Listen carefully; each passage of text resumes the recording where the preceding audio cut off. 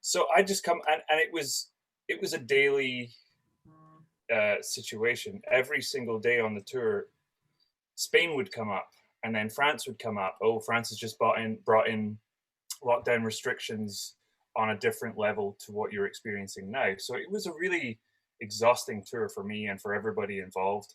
Um, our merch seller ultimately contracted COVID, which we found out when we got back to tour, and a couple of our team had been sick. This is all just a bit of prefacing of where I was previous to getting home from tour. So we got back to Canada and locked down, as was, mandatory at the time. We did our 14 days, um, and during that time it was still winter, so it was still freezing cold up here. And I just started, and then as we reached the end of the 14 days, it became clear that this thing was going to go on a lot longer than I initially anticipated. So I started thinking about ways to keep myself busy, and I have had a nagging guilt for a while that I have been doing this, that I've been fortunate enough to get into this industry through help of others, and I have never really given back at all. And I come from my experience, and my experience is not one of mentorship, really. I don't know if that's a cultural difference or whether it's just my personal experience, but I never had that really. I got foot up more than one time, but I never really had mentors, and it was something that really I wish I would have had, and I also never went through the production coordinator side of things, so I kind of had to make my mistakes myself. So, and I've made many over the years, and I guess I was just sitting throwing this around in my mind because I had time for the first time ever. All my shows started being cancelled, and I had time to sit and reflect. So Yeah. I thought about doing a couple of one-on-one tutoring sessions, and that's what I posted on BobNet. I posted a message, I think probably the day before Mark did, and had suddenly had a ton of people reach out to me. And then all of a sudden I had these, I thought, oh shit, how am I going to do this? Like, this is I think I might have bitten off more than I can chew here. Um, and then I saw Mark's post. So, from there, he and I were basically offering to do the same thing. So I reached out. Well, I can't remember. One of us reached out to one and another, and kind of took it from there. Yeah, I think the initial concept was to try and find a way to continue giving back. So, my foundations have always been, how can I make a difference, whether it's here at home or on tour, off tour.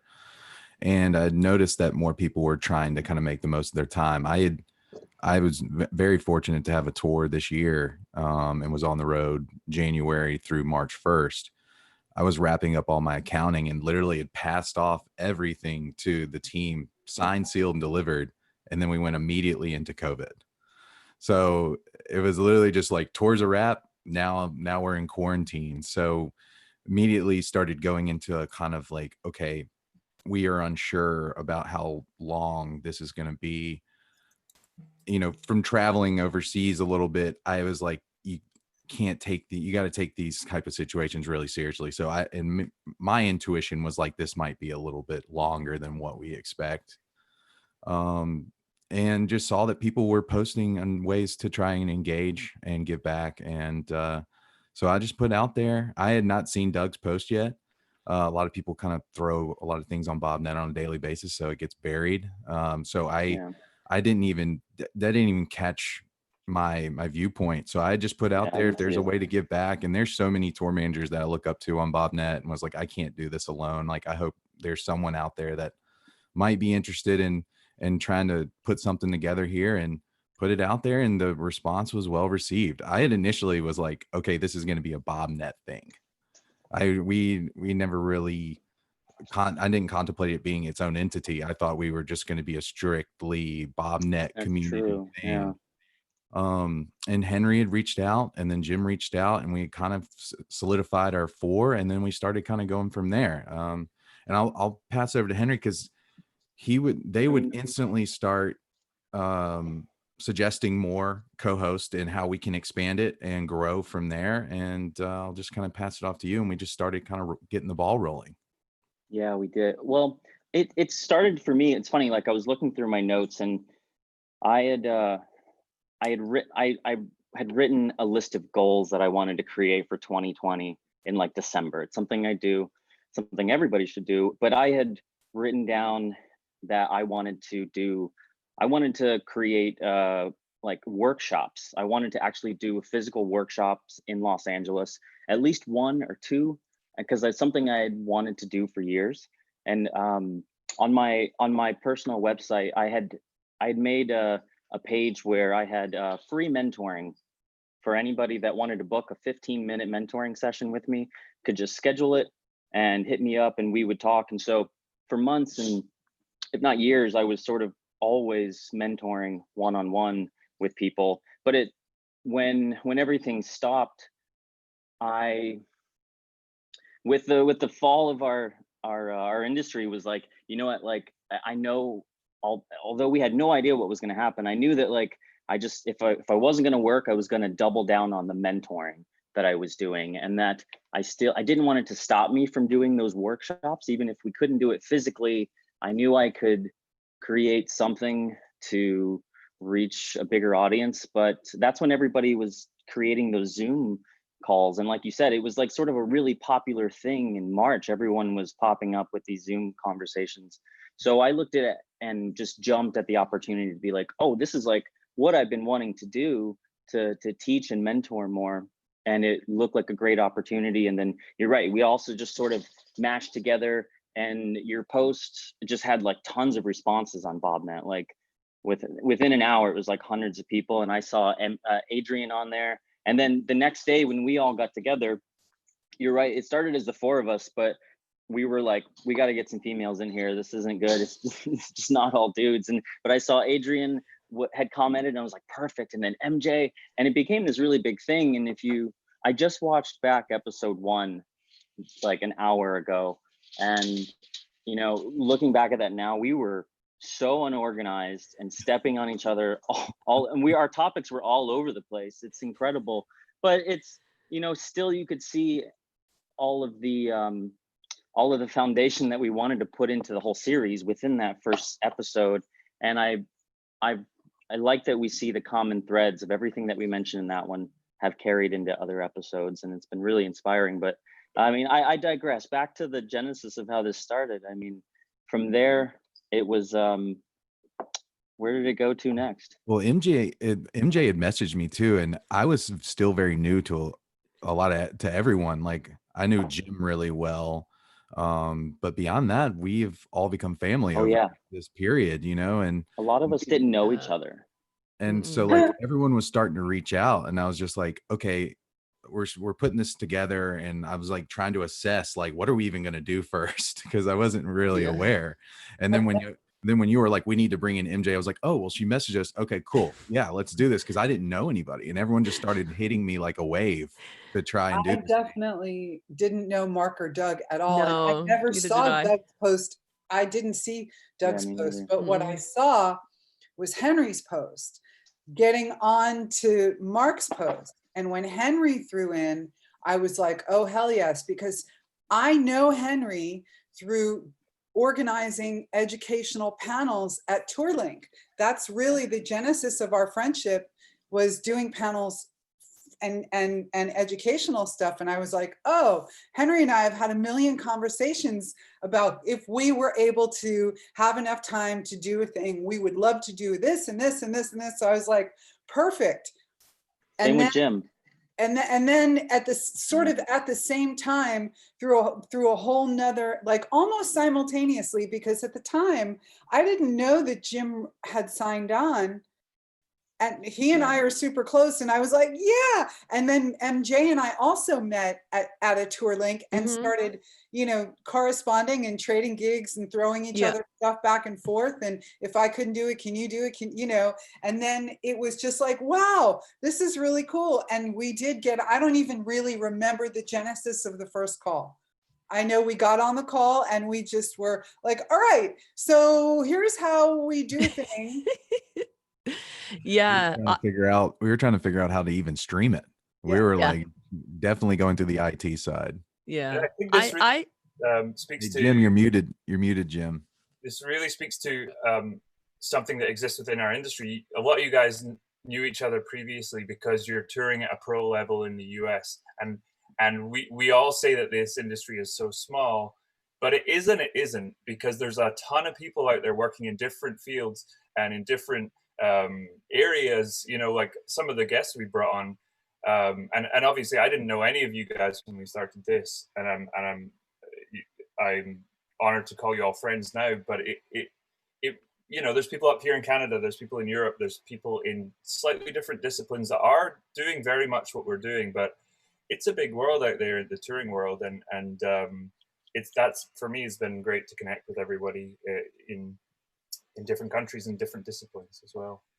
Yeah. When I first got the call from, or I saw Mark's text, our message, I kind of felt obligated because Mark and I had a mentoring thing, and I'm like, well, I'm going to help him out with this, figuring it'd be like a one-time thing. We do this once, and not realizing that 6 months later we'd still be here, and it's been a great. And I've known everybody except for Doug, and I think most of you, it's again through Henry 5-1 through TourLink. I think we kind of met, and MJ. I think the first time we had talked, I think the first time we met was, I think, TourLink also. Might have been, I think it was. Yeah, for me, I had seen Mark's, I never saw Doug's post. I saw Mark's post and I had commented on it saying, oh, this is really cool. And then I think it was a few days later, I saw a thing where you guys were like announcing a session. It was all guys. And so I immediately messaged Mark and I was like, you need women on here. And I was like, so, you know, maybe you could just do a women's panel next time, but there has to be women involved. And like, I was nice about it. I made a few suggestions. I was like, and actually I'd brought up Adrian, I'd brought up Kara, who was a guest on one of our sessions, and a couple other people. And then didn't really hear anything. And then it was like an hour before it was supposed to start, Mark messaged me. He was like, can you hop on? And I was like, yes. And we were kind of just winging it. And I didn't know Mark or Doug. You know, I've known Henry, and I mean, I've known 5-1 since one of my very early tours. And, you know, I think I met Adrian through TourLink, Henry. I think we knew each other before TourLink, but just from like that Warped Tour connection. Yeah. And I met Jim. Years. But it's really funny, as we got started, it turns out that Doug and I know pretty much all the same people from Scotland, because I lived there and worked for the promoter for a few years. It's more impressive that we never met. It's actually something, knowing how small Scotland is. Yeah, and it's such a tight-knit scene in like the whole country. Like everybody knows everybody else because it's small, but also because you're Scottish, you know, and like it's just how you roll. And so it's like, it's more impressive that we never met each other. Yeah. Like, touching on how small and big our industry is, it was like, I'm pretty sure you were working with Sammy, right? Oh, Samia, yes. Yes. So Sammy got my tour this year. So me and Sammy are really close as well. So we're all kind of tied in the web somewhere in this line, you know? Yeah. And then 5-1 joined us. In the picture yet. No, but he was on episode 3? 3. Yeah. 3. So like we, not knowing what we were doing with episode 1, we courageously decided to do another episode. but I had had sort of a short lesson plan that I had been developing for students that I was mentoring over the years, sort of explaining the roles, titles, and the touring family tree. I think that is the first thing that many people don't ever get to see or understand of how our industry is regimented. So as I was like, I want to teach this on the next episode, we all like sparks started flying, and we were like, let's do a series of episodes and cover the fundamentals of what we do for each show. And then it was just, let's do, starting the tour, building the tour, budgeting, settlement. It all just fell into place. And so then before we knew it, we had set a course to continue this thing. And I remember after episode 2, I like sat down and I was talking with my wife and was like, what have I done? Oh my God, this is going to take months to do. This is a bigger task than I think we've ever thought we could pull off.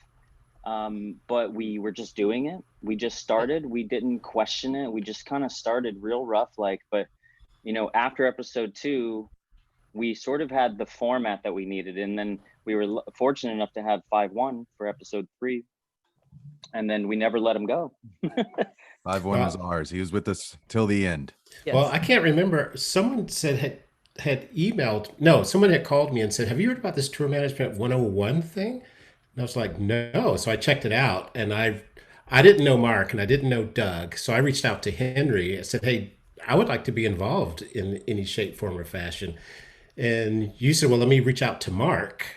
And then I think that's how I got connected, because I had worked with Mary Jo eons ago on King Crimson. Henry, you worked with me on Fallout Boy. And then Jim and I knew each other from years and years of Tour Link. And I met Adrian, I think it was like no, I thought it was like we met at a show somewhere. I think it was an Earth, Wind, and Fire show in Vegas, or was it New York or someplace? But that's where we first met. You're muted. You're muted, Adrian. Did I come see you and Dee Wilson on Charlie Wilson? That's where it was. Yeah. Yep. Nashville? That's what it was. Were you guys playing 5? Yeah, What wasn't it, Jim? Weren't we not in tenor? Maybe it was something that I had a night off in Nashville. And it could have been Nashville. Yeah. I feel like I had a night off from a show in Nashville, and that might have been either Janet or the Black Keys, feels like. I think it was the Black Keys. But because Jim, did you not come too? I went to see when I went to see that Charlie Wilson show, but it was just me because with 5-1 and Ray. So I went by myself and hung out by myself that night there, but I didn't. I was just hanging with those two. That's what it seems like. There was a crossover where I came to see Dee Wilson and met you, maybe. Yeah, because I didn't, like I said, I didn't know Mark or Doug at all, and now Mark's become like one of my closest friends. And Mark, I have to give mucho credit to because I do not like social media at all. Mark says you've got to get on Instagram, and now I freaking love Instagram. So love me or hate me, I'm such a tag nerd, and I love tagging everyone in our events and things that we're doing, because I think it just brings us together and opens our worlds up. And I was like, I can't tag 5-1. I was like, he's got to be in our post. He is a part of this with us. And I was like, I reached out and was like, we've got to get you up to speed. I love it now. I do. So thank you. And now you're super active on it, and everyone loves you. And I'm happy that you were able to engage with your whole world on Instagram. Yeah, man. Welcome to the 90s. Well, I'm still waiting to get the MySpace account up and running. So if you guys can help me with that. And also, can anyone help me? I'm having problems downloading Napster. So I might need your help on that too.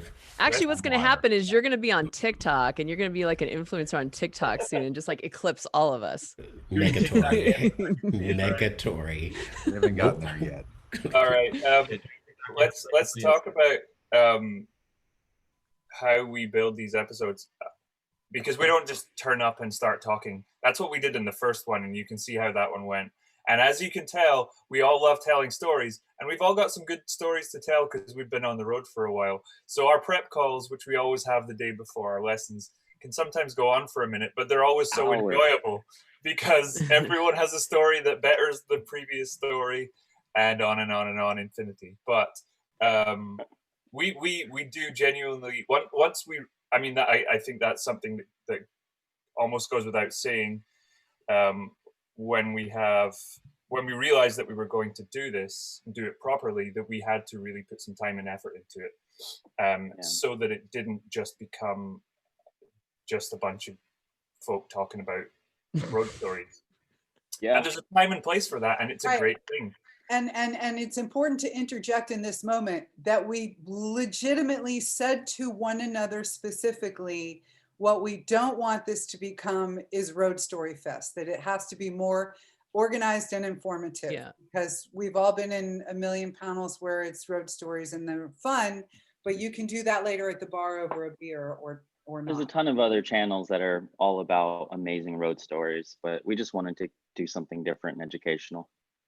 Yes, and being entirely honest, one of the real concerns I had to begin with was having 7 tour managers co-running something, 7 people who are used to leading and used to making executive decisions, doing it collaboratively, 7 strong personalities, and it really has been a breezy collaborative process.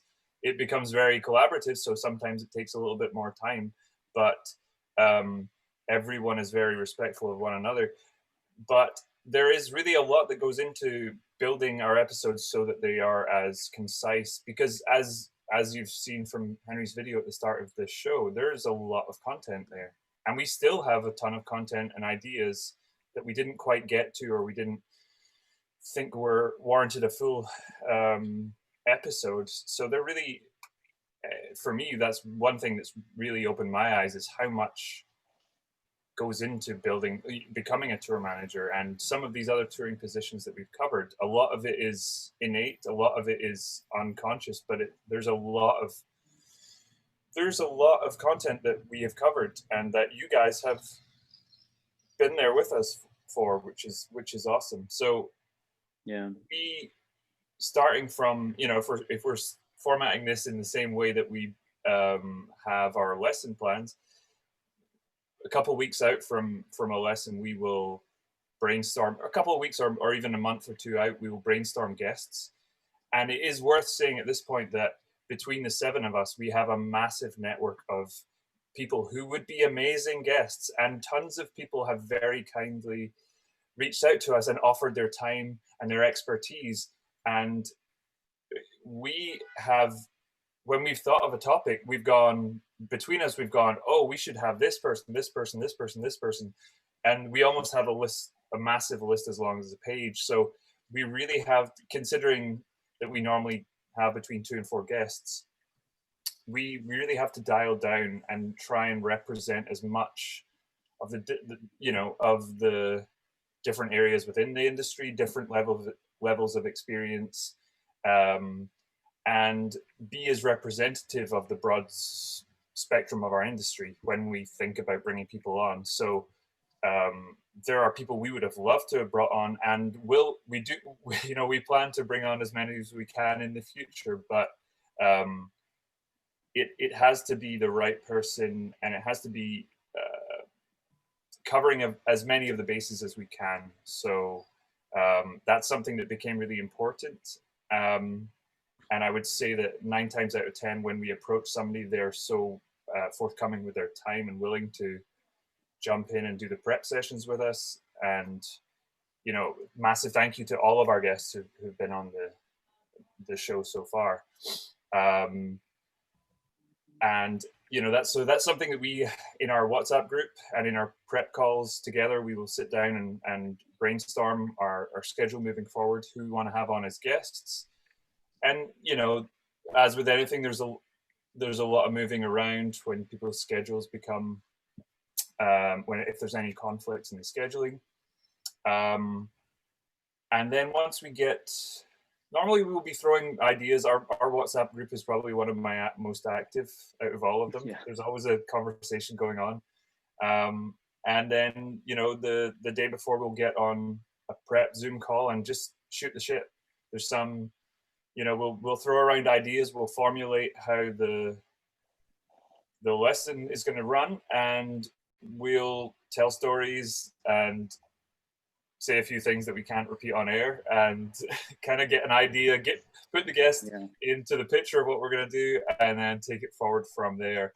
And at the same time, Henry is designing all of the artwork, which I've taken on in the last couple, and takes a hell of a lot of time. So massive props to that, Henry's for doing those awesome videos.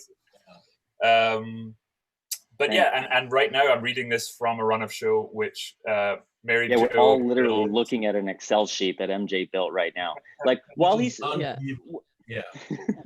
That's what why he didn't mention was that, like, those transitions, while from talking over each other to begin with, now we know when to hand off to one another.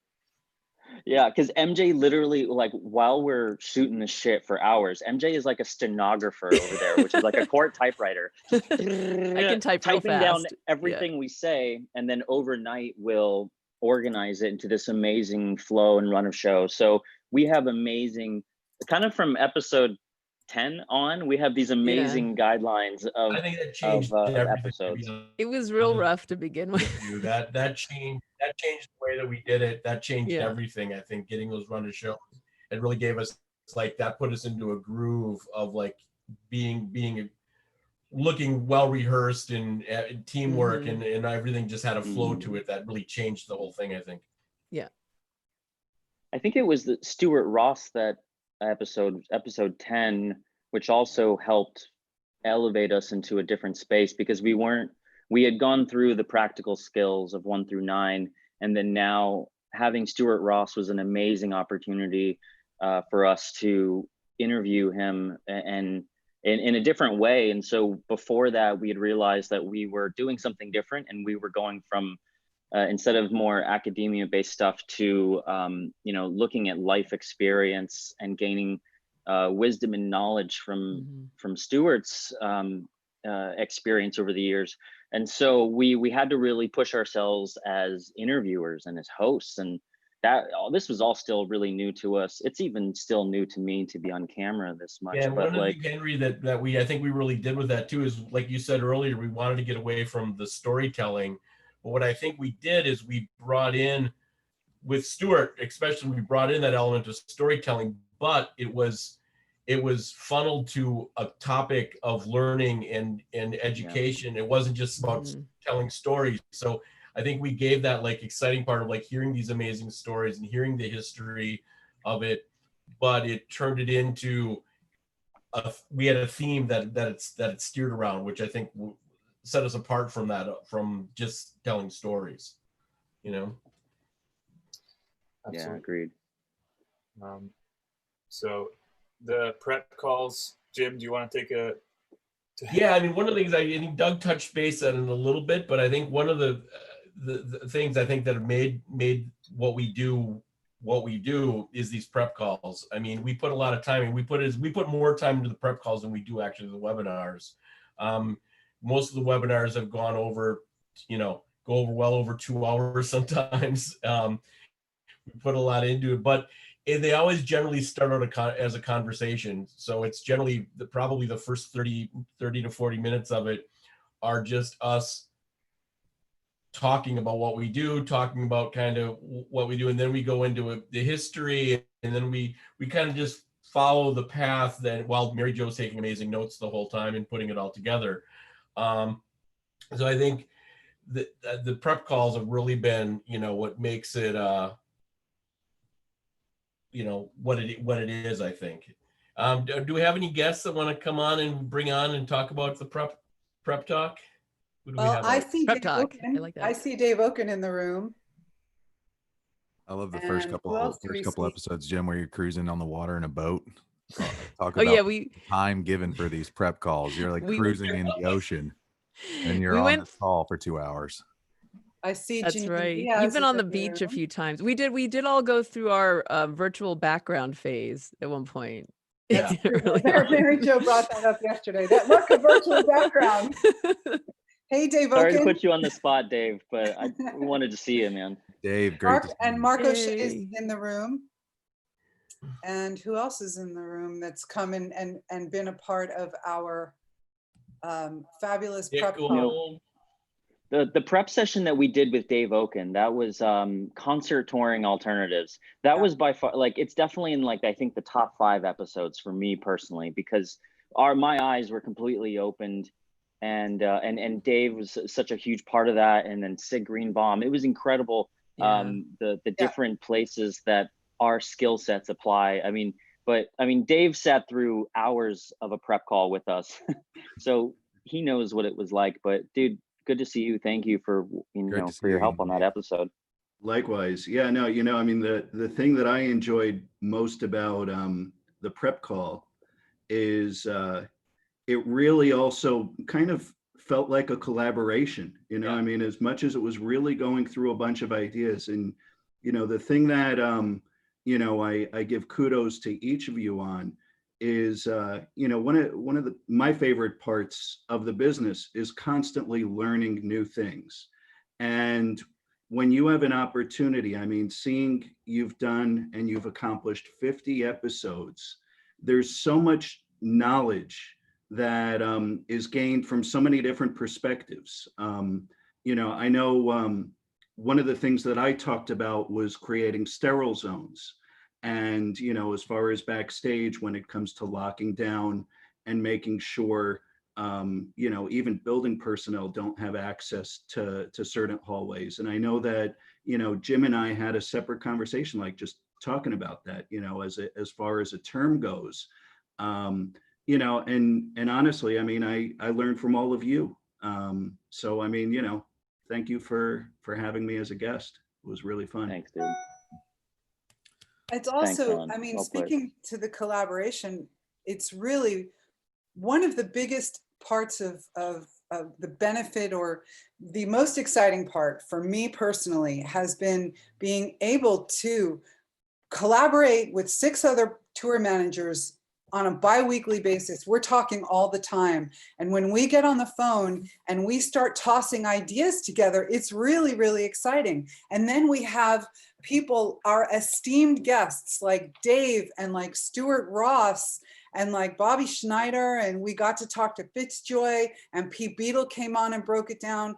We move so quickly that even when we are sitting around just shooting the shit in the production office, talking road stories, that's really just something that happens, but we don't get to spend a lot of time collaborating with each other in this way. So having all these great guests come on and being able to spend some time downloading their mind out onto the table, and then picking and choosing things that make sense and putting what they come to the table with into a package to present the next day, has been really fascinating, because we just allow people in these prep sessions to come in and do a brain dump. And then we go, oh, that was interesting. Let's go back to that. Let's go back to that. Yeah. And here's MJ out there with a catcher's mitt, literally, because we're throwing things up and seeing what's sticking. Yeah.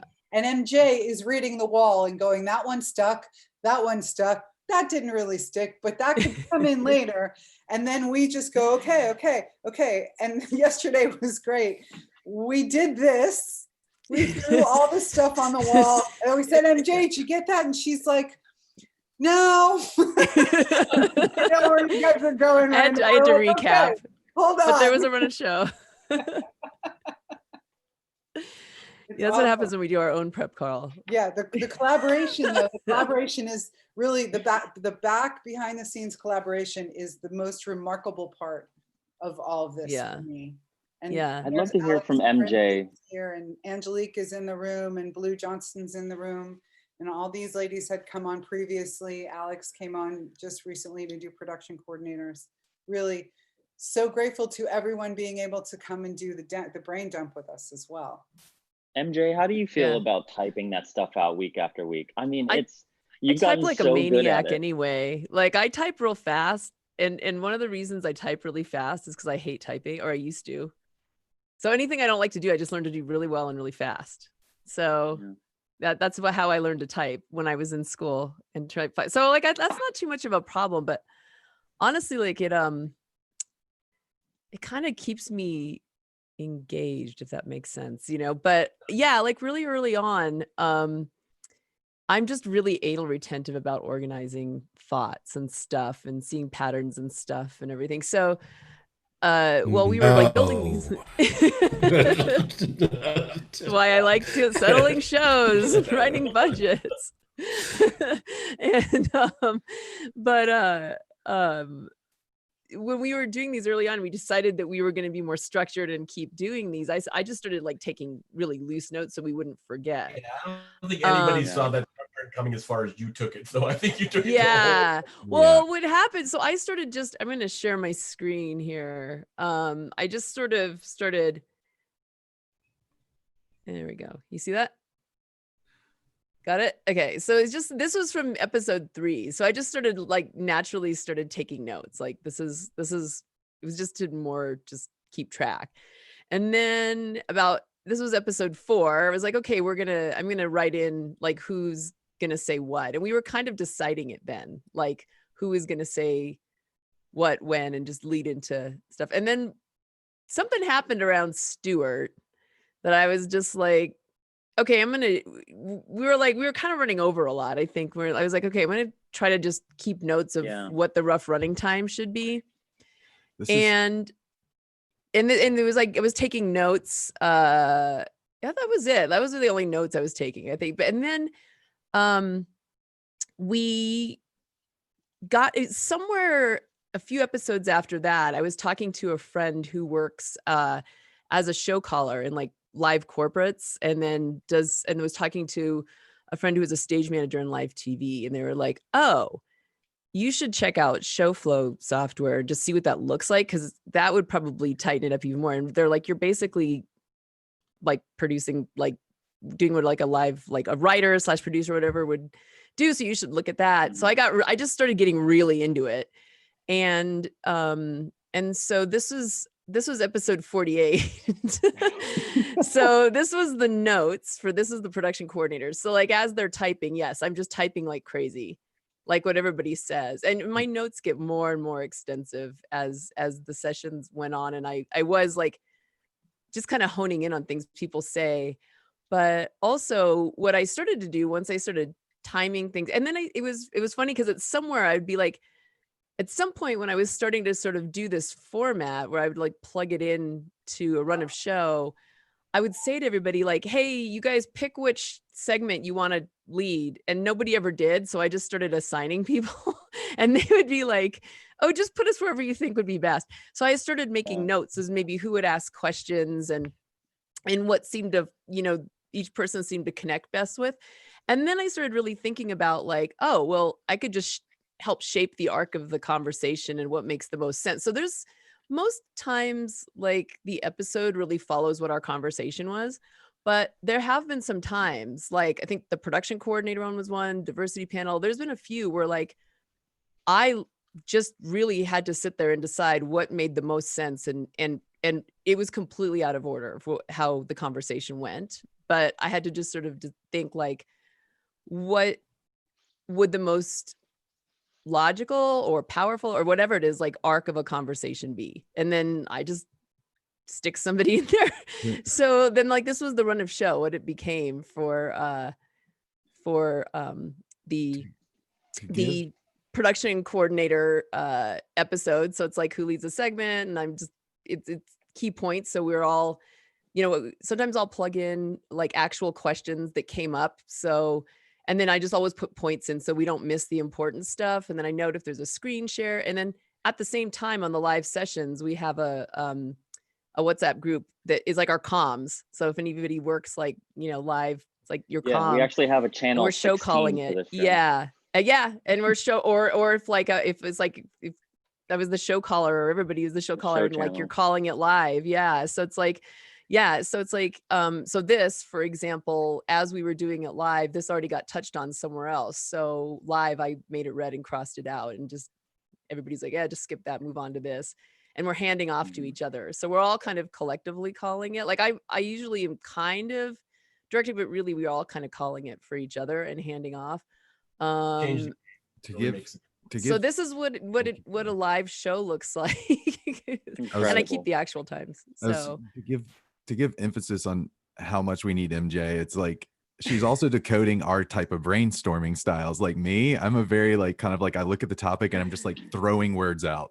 I'm kind of like, okay, we're talking about travel. I'm like planes, hotels, like just running through bullet points, just like things off the top of my head. Absolutely. We're all starting to spark.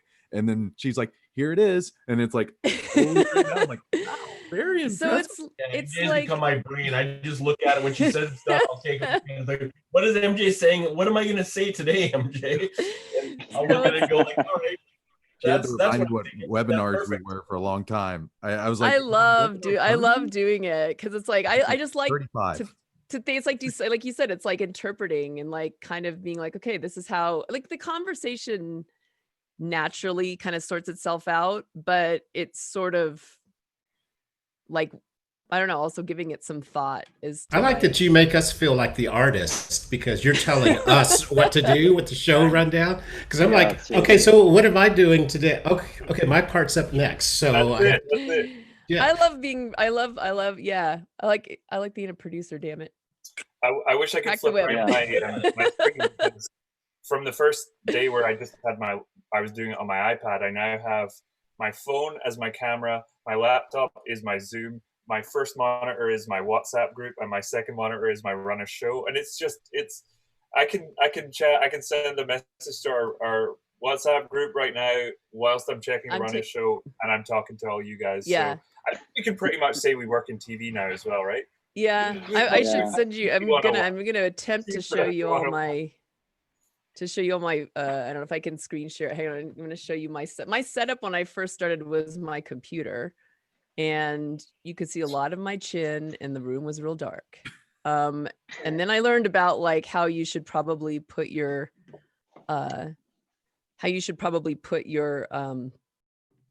computer or your whatever your camera is like on eye level with you.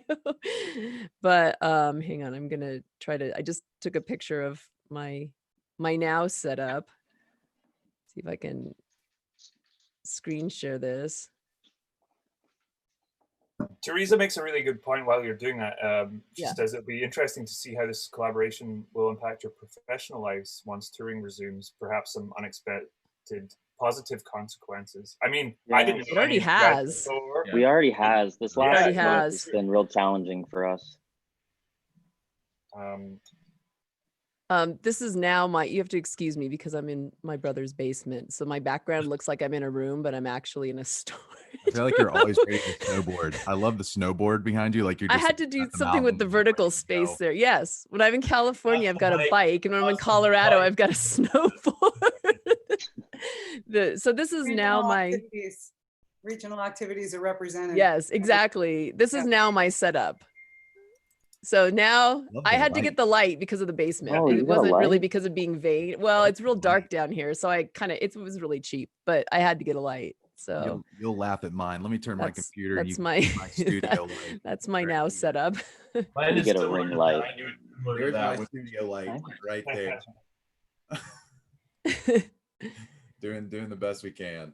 Well, in LA where the bike is behind me, that's why I moved there because the light is perfect. But here, the only place I can do this is in the basement, and it's really dark. If anybody from Ring Light is watching, PM101 brought to you by Ring Light. Yeah. Like, send us a round of those things because you could use it. Obviously, I've got sunlight in my eye now, but like, I could use that back home. You know. I'm But, at the park, you guys. This is the park lighting set, the hotel room I lighting. thought I recognized those curtains. I know. Right. And the hue of the gray. You know, I was gonna say from what Teresa said, it already has impacted me because like I've actually been doing a lot more mentoring, which I love, and there's way more time to get more in depth. I've also been asked by actually a friend who's a professor of music business in the UK to be a virtual guest lecturer, and it was on the basis of this. So and I just think also the connections that we've been able to maintain, and I think all of us have had like just positive I mean, doing mentoring and more in-depth mentoring can be nothing but positive professionally. I agree. Really. 100%. On You know both what? sides. A lot of people that I have mentored over the years are coming up and they're doing big stuff. Like they're actually going places and doing things. So and I'm positive that at least half of the people here will be amazing tour managers, and we will learn and see them grow to run huge tours. Mhm. And I'm certain of it. And then the other half of you are going to go into other fields that you never even imagined, whether it's like you found another path as a production manager or an audio engineer, or maybe you went into television. But like I am certain that the community we've built will have nothing but like positive impact in Yeah. the next couple of years. And I think that's like all of this work is kind of for that purpose and why we have done this for so many months, right? I mean, it's been really cool. But the I don't want to get off topic. We were talking, I think we're almost in a perfect, it's kind of a perfect segue. Are we going to share a clip? Oh, okay. Does anybody have a clip? I had one and then I lost it. Never mind. I don't know. Does anybody have a favorite? Well, one of you pulls up a clip. I wanted to mention in watching the genesis of the advancement of our planning sessions, the advancement of our graphics have come so far. Because I don't know if you guys remember like how bad our original posters were. I was literally just putting screenshots on top of each other, and it was just, I had no idea what I was doing, but I took this opportunity to learn about graphics and putting together these posters. So I've spent more hours on that than I've had spent on advancing shows. And that's been the biggest thing that I think I've tried to take on. Like MJ has learned how to become a stenographer and a TV show producer. I've taught myself how to be a graphic artist, and now I can't wait for a tour so I'm just going to create like all my own signage now. Like, on my previous gig, I was doing like all the signage for the venue because I know now how to do it myself and like can customize things. And that's been a fun part of this for me, and a challenge is week after week to create a poster that sort of encompasses what our topic is. And I've gone on so many different tangents, but maybe you guys have picked up on like times when it's been sort of like a homage to album artwork or book covers or Time magazine, like whatever it was. I was just sort of pulling all these ideas for all our people. But seeing that montage this morning of everything, all the episodes put together, it's just such an amazing visual catalog that I think us as a group, we actually really look forward to it. Like, what's Henry going to come up with on this episode? So I'm like super excited. I was impressed by the first one. So you've just taken it to all. Yeah. Thank you. I appreciate that. It's not easy and it takes a long time. So I'm happy that Doug is getting into the workload with me, because it does take a long time. But yeah, Canva, like Madison says, is what I started learning on. I want to learn Photoshop, but Canva has been an amazing resource for this as well. But I've been slacking on that because it's something that I've been able to do for a while to a very, very limited level, and you were just killing it, so I kind of left it to you. But that's a useful skill regardless of whether you want to go into design or not, because like you said, there's so many times in our job where we have to throw up some signs together or a past design together, and if you can do it yourself rather than having to send it to the artist's designer, you're going to save so much time, you're going to save a bit of money, and it's going to be cool because you can make it look exactly how you want. So, it's a little side skill that's definitely useful. Yeah, that's true. I'd put that up there, even like just a line or two below Excel and Master Tour, being able to put some graphics together, even if it's in Word, know how to make a sign or something like similar to that, because presentation is everything in this business. So if you can make it look really neat and professional, it's your added value has just gone way up, The great thing about this is that we all equally care about this project, and we care about our students and what this branding is and what we put behind it. And I love how we all kind of found our lane too, because what we were talking about earlier is like, we're all tour managers, so we all try to control things in a way, but I feel like it felt very fluid. Like Henry just grabbed the wheel on the graphics and just started putting the brand together, and we were like, okay, great, this is perfect. And Henry just started running with it, and I instantly started thinking of new ways to expand that brand, and moved us to Twitter and started developing that and trying to find new avenues to keep our brand going. But without Henry, literally the foundations of our branding and everything around Tour Management 101 came from him. The website. Thanks. The website's like I that as well. I mean, I guess I don't want to toot my horn on a website, because I think our website looks terrible, but like I learned how to make a website since this all started, and we have one. It's not always up to date. I'm sorry, but like constantly work on it. It's like a garden, always needs work and can always get better. But it's one of those things that, yeah, I've just been teaching myself since he started. So it's amazing how much we've learned. And Yeah. you know, tour part of an important aspect of tour management is when you're building a team, you want to know who's got what great strengths on your team. And you kind of have to stand back in a way and go, who's got what? Let's go with it and see who pulls out front. And Henry just excelled so beautifully. He just grabbed it and suddenly gave so much authenticity and integrity to our branding. And Mark and Doug with their posting, it just really, the youngsters, you know, for me, watching the youngsters, the young guys teaching me, that's honestly, Henry came up with he shared a new Jack communication tool that he uses with his A party on tour that left those of us who are, you know, not younger go, oh, look at that, how interesting. So it's been awesome to work with such a talented group of people and be able to stand back and go, this is really cool. This is a lot of talent.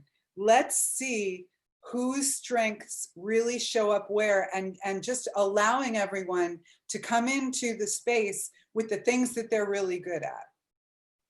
I think that's a perfect segue into what we've learned from each other. To the next segment that I wrote in. To the next segment of the day that I thought Sorry, I had to say. Someone message. Move on. Is what we've learned from these webinars and what we've learned from the panelist per se from each other. And you know, I can jump right into it. I think 5-1 really inspired me to really feel like we all have a seat at this table. You know, I've always felt a little intimidated because I didn't really think that this many people were going to come behind this and that we were all going to join forces. And I've always kind of felt like I'm the younger TM. And I was like, there's no way this is crazy. I'm getting a seat at this conversation. And 5-1 was like, you know what? An old dog can learn new tricks, and you've got things you can bring to this table that we don't know. And that really, that inspired me to really kind of be like, you know what? We all have something important to bring to this table. And that's really special to me. And so it's been very, very special to be able to talk with 5-1 and Henry and Jim and MJ and Adrian and Doug and really kind of see that we all are alike, and that, you know, we all are human at the end of the day, and that we all go through these experiences, but we all have something to bring to the table. And that's really important. So thank you all. So that's what I have to say, not to get too emotional about that, but that is what I've learned from TM 101. It's very special to me. So thank you. So I've learned a ton of tangible and intangible things, you know, just Google Forms from Henry and I've been able to put these things into practice on my show day already. Because as you know, from if you watched the drive-in show, I did a couple of shows, and I was able to implement, I want to say 5 or 6 things that I'd learned on TM 101, whether they are physical things like that. I also restructured some of our environmentally conscious efforts on that show, which was not easy with the COVID restrictions, but there was also subtler changes I picked up from every one of the other panelists and a load of our guests that have, I would say the biggest thing I've taken from the series is validation that I'm doing 96% of my job right. Because most of the time we work in a vacuum. We work maybe with an opener TM who's less senior than we are. So if you're lucky to progress your career quickly where you're only that opener for 1 or 2 tours, then you're working on your own. And making your own mistakes and working in a bubble. So to be around, like Adrian said earlier, to be in a weekly brain dump with other experienced tour managers is fantastic, because you pick up little things here and there that you go, oh, I didn't think of doing it that way, or I didn't think of that at all. So yeah, you know, that's been the biggest thing for me, really. And I would say that breaking out the real intricacies of the A, B, C, D party touring at that sort of A-level touring, which I haven't experienced any of really myself as the headline TM.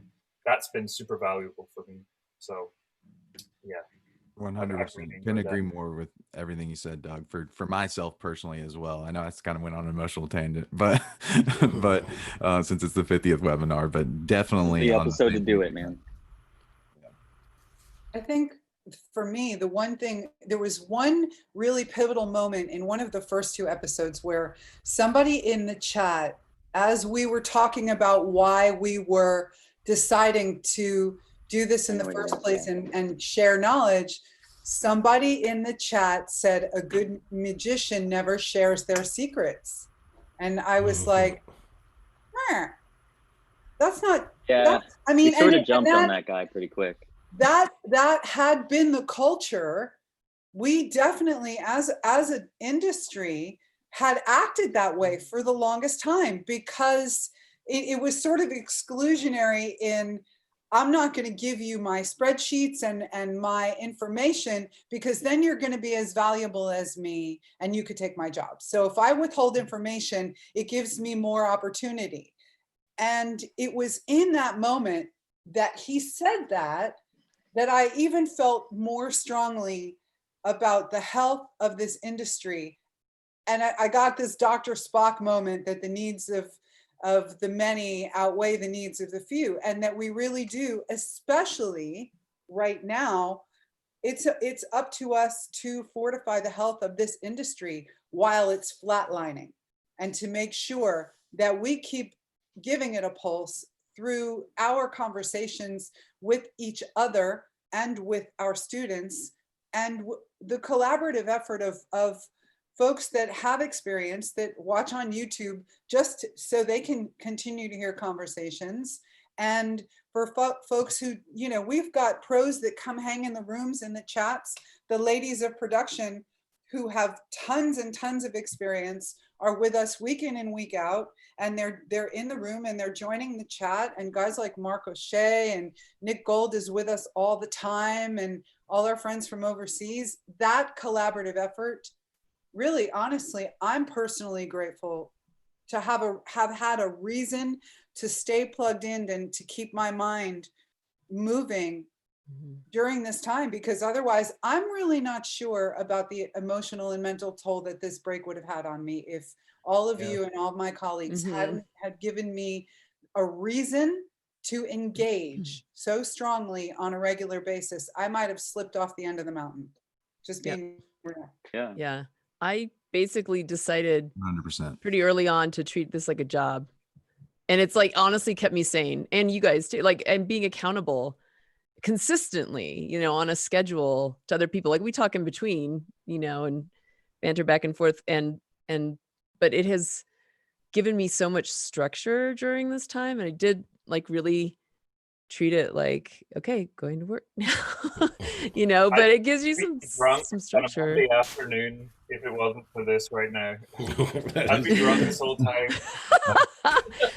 And it's given at least some days like some you know, some structure. And you know, I've also learned, like, you know, we don't usually get to work together because we're working on different tours, whether or not we knew each other, like just tour managers in general. Same with like production coordinators and stuff. You don't work together that often, you know. It's like, so that's such a treat to get to work together. And I think something that I've learned from this is also to like, it's to do with working with a group of people that are all kind of on, like, all leaders, you know, but also to do with this time. I think we're all learning to be vulnerable and to be like open about that. You know, it's like we've kind of gotten as a group to, it's okay. Like if somebody messages, like you would never do this as a tour manager and being like previously and be like, I'm having a really hard time today. Can you guys, I'm going to take a mental health day. Can you guys pick up for me? Like, you know, like that's okay. You know, and that's something that I have learned to be like, it's funny when I think back like 6 months prior, I would have been like, now it's really easy. I would have been like, oh my God, you know, like I'm gonna let these guys down if I'm gonna be late or just whatever. And like now it's like, or if I can't respond to a text right away, because that's so ingrained in me. And now it's like if one of us are like, hey, I'm taking a couple hours off, I'll get back to you guys. It's like, or I'll text you while I'm out. It might take a minute. It's like we all get it. Yeah. We all support that each other. vulnerability. We all support each other. If someone's not having a good day, we pick up the slack and we keep the ship moving, and we respect everyone's time and space here, and we've got each other's back. So that's very special as well. Yeah. Mark Rand just did the hosted the Zoom for my wedding even. That's right. Yeah, and that goes back to the question earlier of like how we will go forward with this as we, go back to work in different ways. And to answer that question, I mean, we sort of have been having to do that over the last couple of episodes. Adrian's out working, I was out working, and Jim was getting married. So we took that break because we saw that life and work was happening. But, we also, like, MJ jumped into my Zoom account and made it happen when I was on the road and couldn't be there for the episode. So there's always a backup. And what I love is that it's just like the crew effort. Like if one of us goes down, everybody else is going to jump in and fill that void and do whatever we have to make the show goes on. So it's been really cool to see that, like, nothing can really stop us. Like, I think that's our choice group too, because it's not like there's one person doing it or two. There's 7 of us doing it, and we all, like, I think last week a lot of you guys were busy, so I think it was just me and MJ, and was it Mark? I think we were down to 3 people. Yeah. We did, we did what we needed to do to make it happen, and I think we've proven that we can. All of us are capable of doing it in any configuration that we have. Yeah. And I think something that was sort of our early sort of unofficial kind of, I don't know if I would say mission statement, but it was always something we always went by. It was that we want to impart the stuff that we wish we had known when we were starting out. And so I think that we've all, even though we haven't sort of said that to each other in a while, we've all still had that in mind, and it becomes such a driving thought, of like, okay, how can we make this work? Because we really want, we don't want people to have to wait 10 years to learn some of these things or meet some of these people, like we did. Yeah. I've sort of consistently asked myself every episode, or every time we bring up a topic, like, should we talk about this? I asked myself, like, when I was starting out, would I have been blown away to, like, seen a lesson like that? Like, the 18 or 21-year-old Henry would have been stoked to be a part of any of this or see these lessons, because it just didn't exist. None of this existed. Like, I never had any sort of materials or resources to turn to learn about tour management. And if there was a book, like, it was so outdated that it was like irrelevant or just didn't read in a way that I could process it. We all had to learn from one another. And I think our industry had sort of met to that convergence point where we're growing past this stigma of, well, you got to get out on the road and learn it yourself, and that's the only way it can be done. We're past that. Like, it can be taught. We can teach everybody how to do this stuff, and at least to the point where you can get yourself that first gig, and then the experience is on you to actually learn firsthand. But the fundamentals, what we taught, still apply. So it's been amazing to see where it goes. Yeah. I think for me, I was very lucky to have 3 great mentors when I was coming up, and they instilled in me to kind of share what you know. And so I take you other 6 on here as kind of like mentors for me as well, because I can't tell you how much stuff I've learned from you guys, especially being the oldest one on the panel. I've learned so much from you guys. And that one thing that Henry had shared with us, the WhatsApp. On the Instagram. On Instagram, yeah. Yeah. I was like, holy shit, that's a So brilliant good. idea. And I've been on some, I was like, wow. I've been on some other webinars with people from Europe, and we're like, oh yeah, did you hear about this? And I said, yeah, Henry. And they said, that's where we heard it from, was from TM 101. Henry had shared that with everyone. So, everyone's doing that now. So I've learned so much from you guys, because, when you're older, you kind of get set in your ways of doing stuff. And now, because of social media and people having different ways of learning things. And some of the students that I've been mentoring or have been teaching at, some different colleges and universities, just listening to some of those students, some of the questions that they have was like, oh, that's a great idea. I never even thought about that. So I can't thank you guys enough for letting me be involved in this, because even though I've toured with Henry, and even though I've toured with Mary Jo, and even though I've known Jim for a long time, I'm still learning lots of stuff. And Mary Jo and I, outside of this, we're still nerding out on our tour settlement sheets and road reports and budgets. Yeah. And linking a million. They're starting to get so ridiculous with like linking to outside files and stuff that they might not be useful to anybody but us, but that's fine. Yeah. Access to the forums and what we've shared with everybody, and having to, because I came up and just doing this myself. I mean, I went from being in vans to, making it up to arenas and large festivals, and I never really had access to that stuff. I kind of made it up as I went. So even having access to what you guys have gotten from other people or you've developed yourselves has been like eye-opening to me, of like, oh, I could do this and I could do that and I could expand it.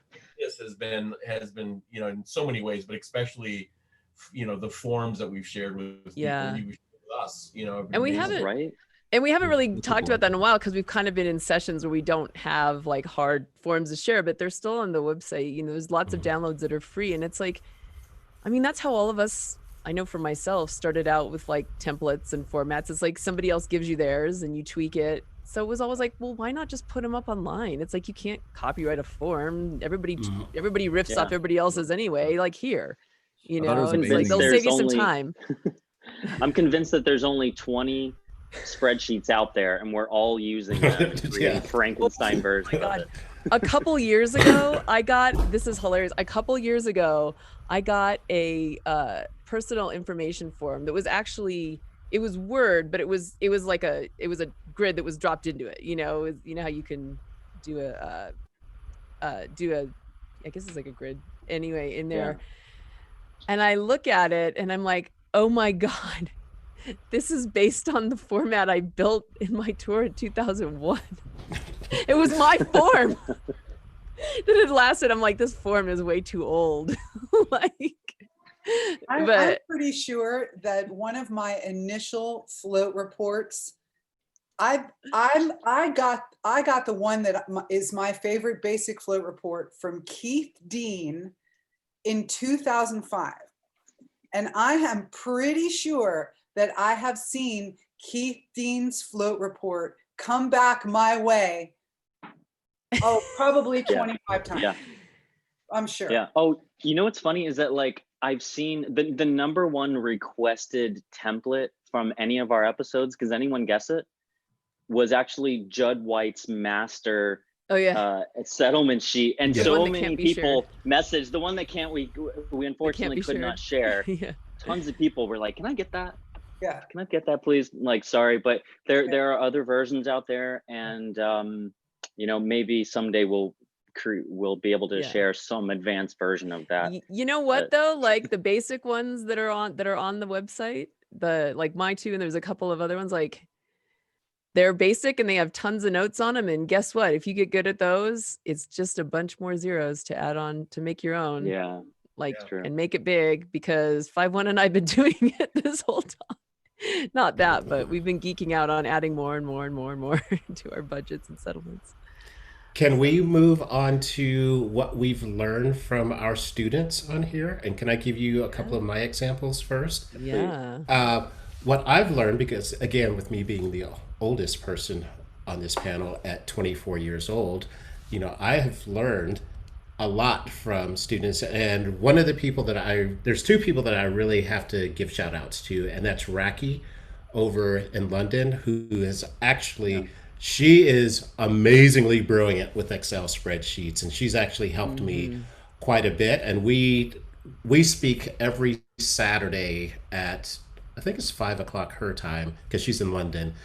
But she has schooled me so much on Excel spreadsheets. And then I got two other shout outs. The other one is Amanda Forbes, who goes to the University of Central Florida. That woman is amazing. She is so brilliantly smart. She's never been on tour before, but she gets it. She just gets it. And then finally, and this is a testament to Henry, is Alex Prince. Yeah. That dude is light years. He should be tour managing someone like Metallica or Yeah. someone like that. And his inclusion writer, if you guys get a chance to check that out, check out the inclusion writer, because that Yeah. totally blew my mind. So those are my people who I've learned stuff from. So I'll pass it on to you guys. But thanks, Amanda Racke and Alex.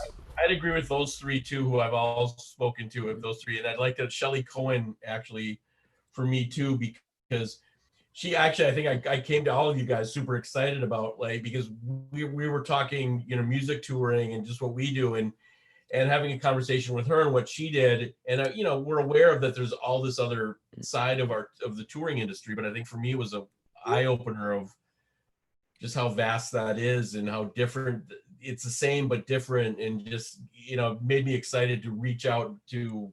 And I think we had a couple different webinars on alternative touring and other things out there besides just touring, you know, music. And I think, to me, that I've learned a lot. I always learn a lot from her.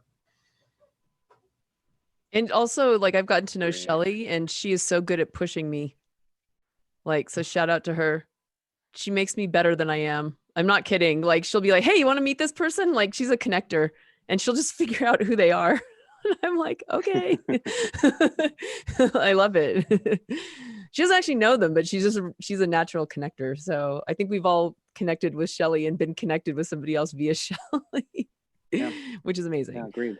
For me, and I've said this before in another episode, I've said it a couple times, but I've two. One is Annie, I brought her up before, so it's like, but Annie in Minneapolis, she had called me and we were just talking, you know, she wanted to know just how I got into the business, and we were chatting, and I was bouncing off her. We were doing an episode where it was some guests that were from like a very male, tends to be more male dominated segment of an already male dominated industry.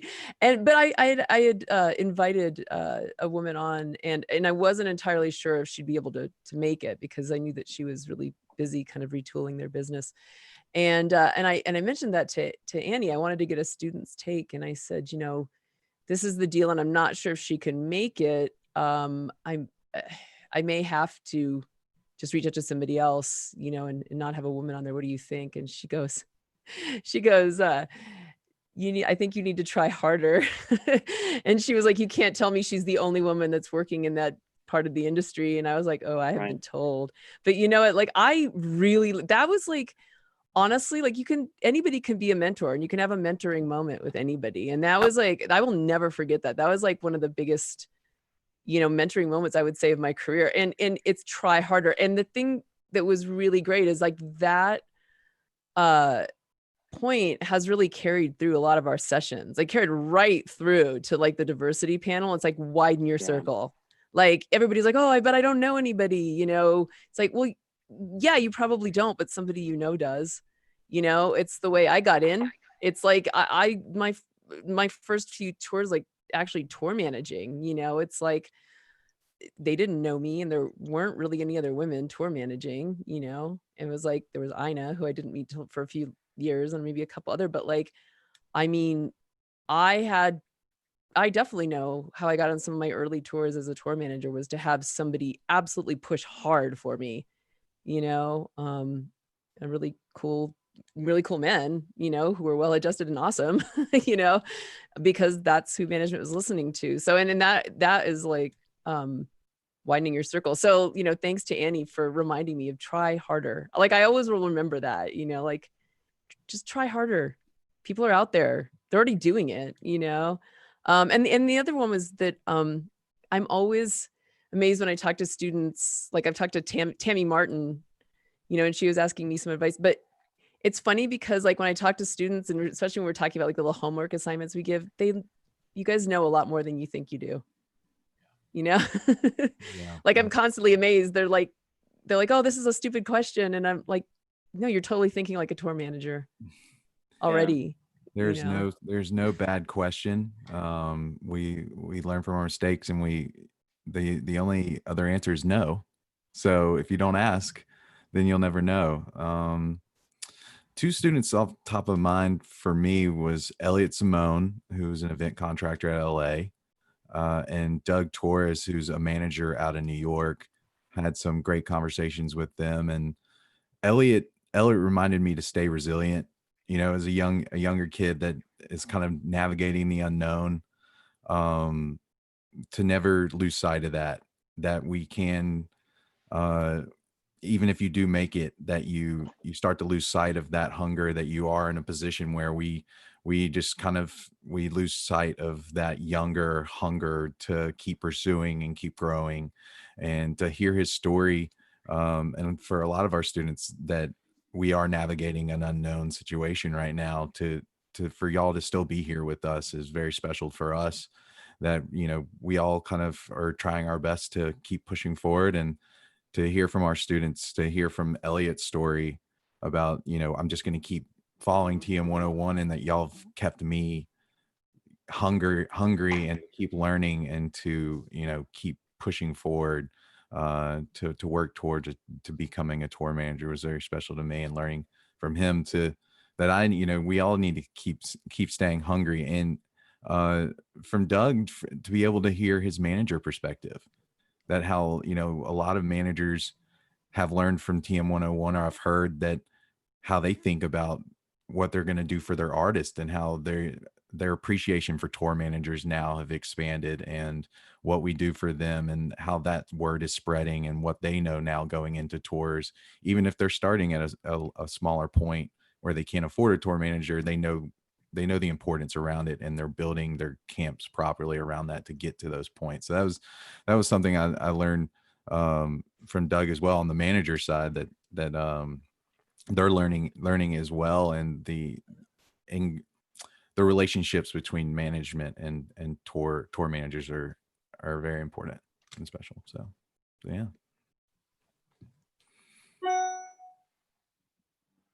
Next. Anyone else who we passing the Doug, baton to? Adrian. Henry? Henry? Me? Okay. Oh wait, can you guys hear me? Yeah. Yes. What have I learned? You know, from my students, from my peers, my colleagues, the most I have taken out of this this whole thing is maybe the responsibility we have with this platform. The,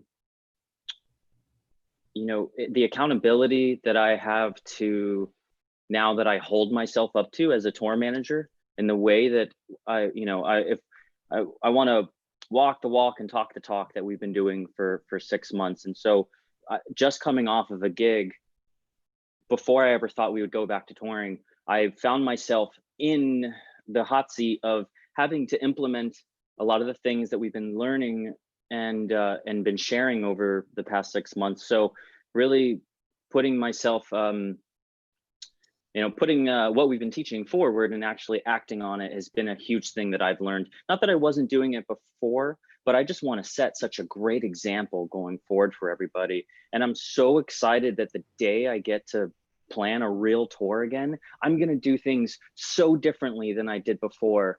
And that it's really exciting, because everyone is saying now that they're afraid that we're going to go back to the way things were. But like, this channel is all about making sure we do not go back, and we tear down all of the bad stigmas and unhealthy situations that we found ourselves in. Like, I am certain that we have changed the future of the industry, even if it's like 5%, by speaking to you guys every week, because we are showing our magic tricks. We are showing our mistakes and teaching what we've learned in like a crazy way that I is beyond what I thought possible. Like I put so much value in the life lessons, the Thursday chats that we do, because learning from the good and the bad that Bobby Schneider, Stuart Ross, Bill Siddons, like all those people have gone through decades of learning before us. And so I'm really learning from all of them, because I don't want to go down that same path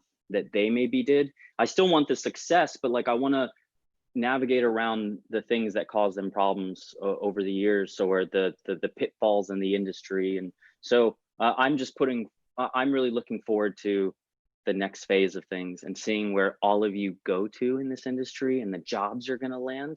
But I don't know if that's exactly answering the question of what I've learned, but that's like all I feel about this stuff now. Does that make sense? That's great.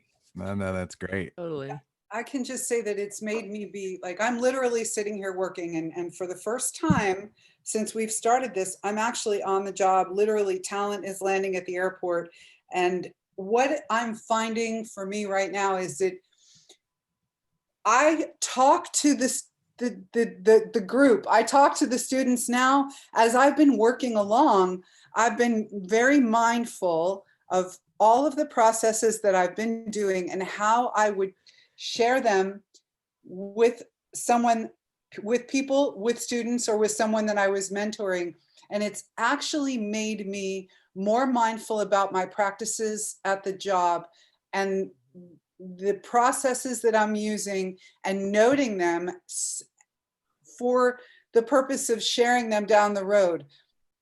Because right now I'm also working in COVID big time. So, I have been taking nuggets and storing them in my little pouch to come back and begin to share with everyone.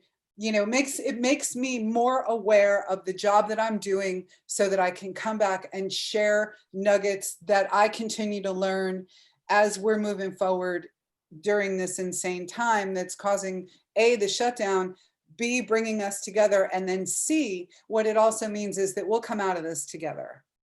Yeah, agreed. As a group, with a group think and resources that we didn't have before. That's me. Feeling thankful. Yeah. Would we like to move on to our final segment in today's episode, where we talk about the future and things that are coming up for TM 101 here as we move forward? Yeah, let's move forward. What do we want to say? Okay, so next semester. Oh wait, we have Q&A coming up Thursday, right? Live Q&A, Monday. which will Monday. Okay, right, Monday. So we will be reviewing the homework and also just any industry questions that everybody wants to ask us. But moving forward, the TM 101 channel will be moving to just one episode a week to Mondays going forward. We feel that this format of one episode a week will give everybody a chance to stay up to date with the lessons that we have and allow us to make each lesson more robust with more material and shareable materials, and just make it better rather than trying to cram 2 into every week. And we think it'll also help our schedule going forward, as a lot of us are starting to get busier. We wanted to have a schedule that we could maintain, because we know so many of you are so dedicated and so amazing to show up, week after week. So we still want to build on the consistency, but just on Mondays. Yeah. And actually, Stacy Morales just noted that a lot of our students are students and are going back to school. So that hopefully will help you guys out to be able to keep up. Those of you who like to join us in real time. Also, would like to note that our new phase, as we do go into the next chapter, will be more of an advanced 201. As we as we make our way out of 101, we'll start moving towards more advanced conversations and taking a deeper dive. And also for our students that are on here with us, we hope that you have enjoyed the study hall forum that we opened up. I know we can touch more on that when we do our Q&A. But if you have not joined us on our study hall, we post homework there. We are all there to engage with our students. It's a safe space for y'all to conversate about our webinars and classes and things going on. So if you've not joined us there, please join us at our study hall, and we'll talk a little bit more about it at our live Q&A next week. Yeah, the study hall is a group on Facebook. You can search for it, TM 101 study hall. You can find it on there. You will have to answer a couple of questions to be allowed in and agree to the terms. But yeah, basically, we're going to take a deeper dive in the next semester. We're going to go back over a lot of the subjects that we covered in the early parts of TM 101 in greater depth and to a greater complexity. So, you know, we personally felt that some of the subjects we were racing through to get through them, and we maybe just looked at a specific set of the most common problems or the most common level of touring. So we're going to go take a deeper dive into some of those fundamentals of tour management, look at them as they become more complex, and maybe some less common themes and problems, and yeah, taking it up a level. The secret sauce. I mean, there were some points where just by nature of who we are together as people and as a team, we wanted to go a little further down the rabbit hole, and we put the brakes on and said, whoa, let's keep it 101. Let's, you know, do the thing we said we were going to do, which was to give the basics and really make sure that we're covering all the basics. And now that we feel like we've done a whole episode on the basics, now we can really start to micromanage the minutia, like we're all prone to do in reality. Details. Yeah, I'm excited. We really did struggle we wrestled with all of the topics, keeping it 101, and there were so many things that we just couldn't ever talk about, or things that just hit the cutting room floor, as they say, because it didn't apply to the beginners, the 101 stuff. So we're excited to bring a whole new level to the fundamentals, and we'll release a schedule as soon as we can, but it will we'll mimic our early 1 through 9 episodes, but more advanced. And we already have been talking and have people that are from all walks of the industry that are interested in coming to the next intermediate sessions. So it's really exciting, all the guests that want to come be involved with TM 101 and in the next semester. We by no means are ending this.